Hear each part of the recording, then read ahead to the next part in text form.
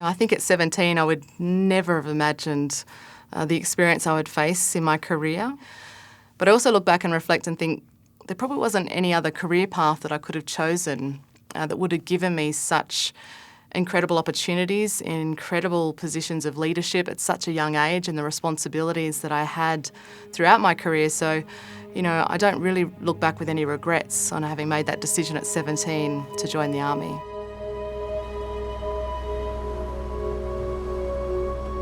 Yes, I was serving on HMAS Canimbla. I was the diving officer on board the ship. I was very fortunate to have been the first woman in the Australian Army to have had that opportunity to become a Navy diver.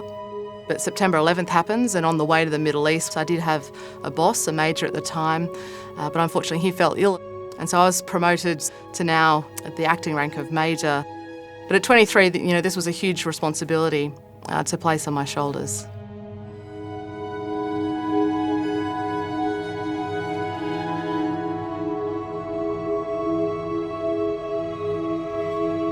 So these patrol bases are very isolated. They're very, very small bases, no bigger than the size of a tennis court. And you'd spend the day patrolling those regions around you, looking for violations of the peace agreements between Israel, Lebanon and Syria.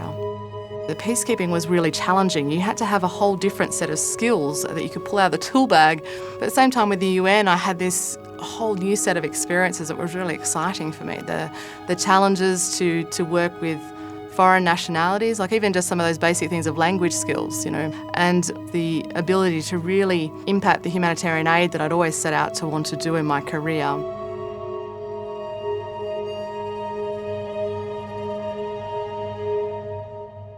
was actually up on the rooftop of Kiam, and I just happened to be looking south when I saw this 1,000-pound aerial bomb that had been fired by an Israeli fighter jet. And it was at eye level from me, no more than 30 metres away. And I only just had enough time to tell my teammates to get down as that bomb impacted into the Hezbollah base. There was a fireball that erupted over our heads, and then the shrapnel started to rain down on top of us. We all somehow managed to scramble to the bunker. Not one of us really had a scratch on us, and it was crazy to think that we'd all survived.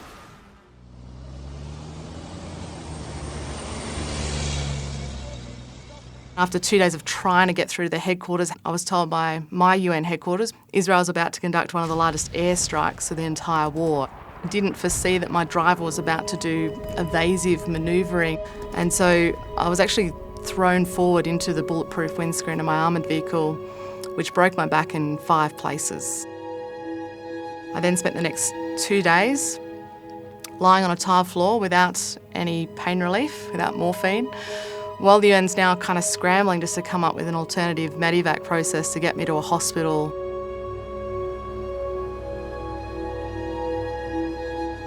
But once I got to Cyprus,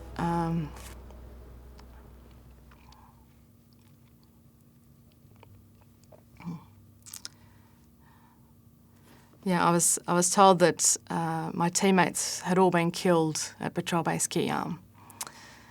That another 1,000-pound aerial bomb that had, again, another Israeli fighter jet fired a 1,000-pound bomb, but this one was actually laser-guided, and that bomb instantly killed all 4 of my teammates that were manning that base.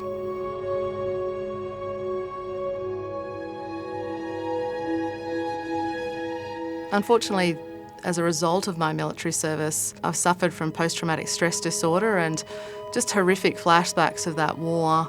They live with you for the rest of your life, and as a veteran you just somehow learn to deal with those incidents that have now shaped and moulded you to become the person that you are today. But you'll carry those experiences with you for the rest of your life.